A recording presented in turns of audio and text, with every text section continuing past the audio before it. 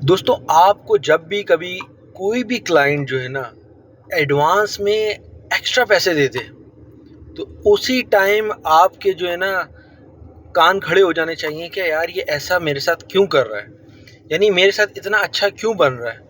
और होता क्या है कि जब आपको कोई भी न्यू क्लाइंट मिलता है या आपका पुराना क्लाइंट भले से हो, वो जब आपको एडवांस में एक्स्ट्रा पैसे देता है। फॉर एग्जांपल आपने बोला कि यार मुझे जो है ना 20% चाहिए, वो बोलता है कि नहीं यार 20% तो कुछ नहीं है, आप ऐसा करो 40% लो, लेकिन मुझे काम अच्छा चाहिए। जब वो ये बात बोलता है ना, तो आप बहुत ही ज़्यादा एक्साइटेड हो जाते हो और आप बोलते हो यार मुझे तो क्या ज़बरदस्त क्लाइंट मिल गया है कि मैंने तो 20% एडवांस पेमेंट मांगी थी और उसने मुझे 40% एडवांस पेमेंट दे दी। तो ये समझ लो कि यहीं से उसने आपको अपने सराउंडिंग में, अपने जो ना घेरे में घेर लिया है। तो देखो होता क्या है दोस्तों, मैं आप लोगों को ये बात एडवाइस क्यों दे रहा हूँ, क्यों ये लेसन देना चाह रहा हूँ, क्योंकि मैं इन सब से गुजर चुका हूँ। मैं आपको बताना चाह रहा हूँ कि फॉर एग्जांपल जब आप कोई भी बिजनेस स्टार्ट करोगे ना, व्हाट एवर, तो आपको इस तरह के लोग मार्केट में मिलेंगे। ये मत समझो कि आपके साथ कोई आपकी अच्छाई के लिए काम कर रहा है, नो नेवर। हर बंदा अपने बिजनेस को देख रहा है और अपने अच्छाई को देख रहा है। कोई अगर आपको थोड़े से ज़्यादा पैसे दे रहा है ना, वो इसलिए नहीं दे रहा कि आपका काम अच्छा चल जाए, नेवर। वो अपने लिए अच्छा सोच रहा है। अच्छा, अब होता क्या है, फॉर एग्जांपल आपने जो है ना भाई उससे एडवांस ले लिया 40%, 20 के बजाय 40% ले लिया। अब आपकी नज़र में उस क्लाइंट की जो ना एक अहमियत बन गई कि यार मैंने तो 20% एडवांस मांगा था, उसने मुझे 40% दे दिया। इसका मतलब ये कि ये मेरा जो क्लाइंट है बहुत ज़बरदस्त और बहुत अच्छा है। बहुत सारे तो आपके क्लाइंट ऐसे होंगे जो पैसे दे ही नहीं रहे, यानी उन रिमेनिंग पैसे नहीं दे रहे।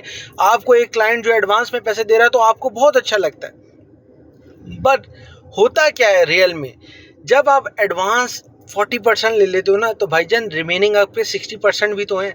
अब आप क्या करते हो, जब आप 40% एडवांस ले लेते हो, वो क्लाइंट बोलता है यार मुझे माल अपना ना डिलीवर करो, कोई भी प्रोडक्ट हो, वट एवर, कोई भी प्रोडक्ट हो या कोई भी सर्विसेज हो, ये फॉर्मूला किसी पे भी इम्प्लीमेंट हो सकता है।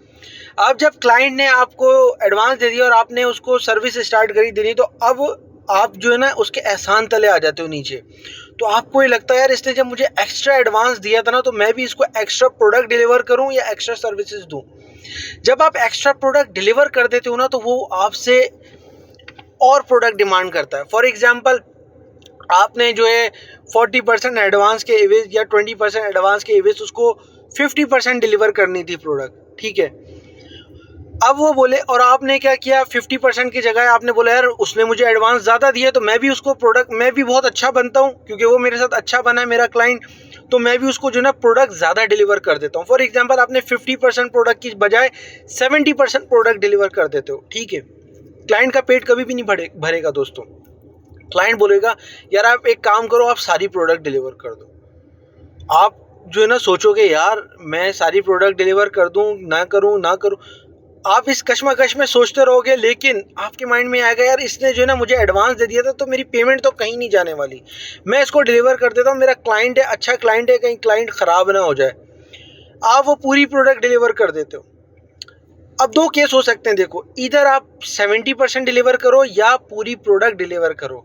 क्लाइंट के जो ना पलड़ा भारी हो चुका है, उसके पास ज़्यादा वेट चला गया आपकी प्रोडक्ट का बनिस्बत आपकी पेमेंट के। अब होगा क्या, जब आपकी पेमेंट ज़्यादा, आपका माल ज़्यादा चल जाएगा और आपके पास पेमेंट नहीं आएगी ना, अब आपकी दौड़े लगेंगी पेमेंट के लिए। वो आपको जो है ना जूती के, समझ लो कि आपकी जूती तुड़वा देगा, चक्कर लगवा लगवा के पेमेंट के, कि भाई पेमेंट दे दो, पेमेंट दे दो, पेमेंट नहीं मिलेगी आपको। अब आपको पेमेंट कैसे मिलेगी, टुकड़े टुकड़ों में, 5%, 2%, 1%, यानी जो आपकी पेमेंट आपको जो है at the time of delivery मिलनी थी, वही पेमेंट अब आपको मिलेगी 6 महीने साल में करके। तो होता यही है दोस्तों, मार्केट में ना लोग फंसा लेते हैं। न्यू जो यंग लड़के आते हैं, यंग एंटरप्रेन्योर जब मार्केट में एंटर होते हैं ना, तो उन्हें ये सब प्रॉब्लम्स फेस करनी पड़ती हैं। तो आपने करना क्या है, पहले तो देखो, हमेशा कुछ भी अगर कोई आपको एक्स्ट्रा कोई चीज़ दे रहा है ना, वट एवर, आपके कान खड़े हो जाने चाहिए कि यार ऐसा क्यों है, ऐसा क्यों ये मेरे साथ कर रहा है, इसका क्या बेनिफिट है।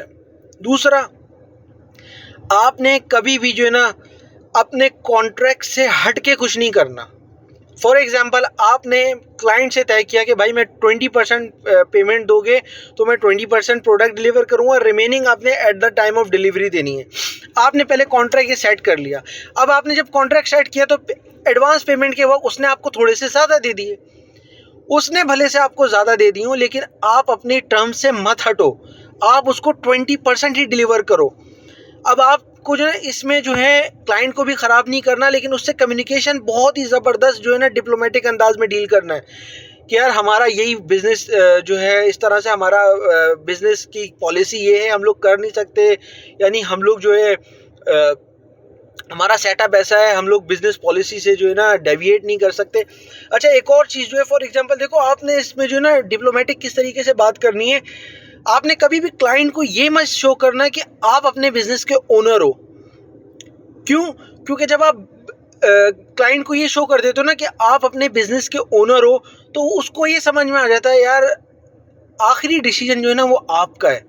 अब आप कुछ भी बोल रहे हो ना, इसका मतलब है वो आप बोल रहे हो, कोई दूसरा नहीं बोल रहा।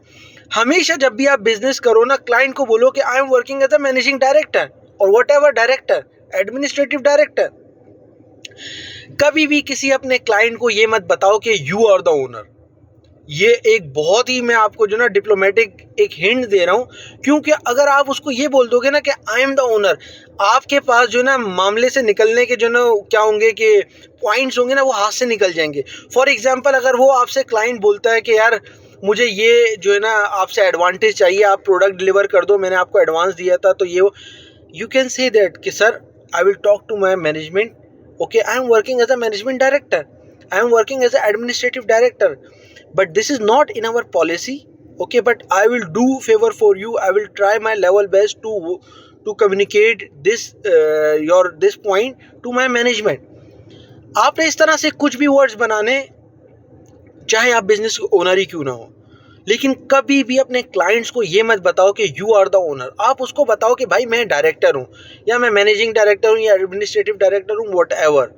ये एक बहुत ही ज़बरदस्त पॉइंट है, आपको बहुत सारे मसलों से निकलने में ये हिंट देगा, क्योंकि आपके पास जो ना एक ग्राउंड आ जाएगा, पॉइंट्स आ जाएंगे बोलने के लिए कि भाई आपने भी किसी से पूछना है, आपने भी किसी को बताना है। अगर क्लाइंट को ये कंफर्म होगा कि आप ही ओनर हो, तो वो जो है ना उसको पता होगा कि भाई इसी ने फाइनल डिसीजन लेना है और यही बंदा है। अगर आपसे वो कोई भी फेवर मांगेगा, आप क्या करोगे? आपके पास कोई वो नहीं होगा, आपके पास कोई जो ग्राउंड नहीं होगा उससे बात करने का कि यार मैं उसको क्या पॉइंट्स दूँ। तो ये ज़रूरी है, ये एक पॉइंट याद रखो कि भाई क्लाइंट को हमेशा बोलो I am not the owner, I am the working partner और I am the managing partner, whatever. यानी आपके साथ भी कोई और है जो डिसीजन लेता है, इस तरीके से, ठीक है। और दूसरी चीज़ ये है कि कभी भी जो है ना किसी के कोई भी आपके लिए कुछ भी एक्स्ट्रा करे ना, एक्स्ट्रा कुछ भी फेवर दे, अपने कॉन्ट्रैक्ट से मत हटो, अपने कॉन्ट्रैक्ट पे रहो और उसको इसी तरीके से जो है ना, जो मैंने आपको ट्रिक बताई है डिप्लोमेटिक वे में, डिप्लोमेटिक सेंटेंस यूज़ करते हुए उसको अपनी टर्म्स पे ही डिलीवर करो, वॉट एवर द सिचुएशन। देखो आप अपने बिजनेस में लोग बहुत ही प्रेशराइज करते हैं यार कि भाई मुझे ना आप दे दो, मैंने आपको एडवांस दिया था, मैं जो आपसे नेक्स्ट टाइम बिजनेस नहीं करूँगा, ये वॉट इस तरह से बोलेंगे क्लाइंट्स, क्योंकि हर कोई बोलता है। लेकिन आपने किस तरह डिप्लोमेटिक वे में उसको हैंडल करना है, इट्स अप टू यू। मैंने आपको हिंट्स भी दे दिए हैं, पॉइंट्स भी बता दिए हैं कि भाई ये पॉइंट्स हैं, ये आपको प्रॉब्लम आ सकते हैं और ये इस तरीके से आप उसको हैंडल भी कर सकते हो। तो this is all for today, hope you like the video.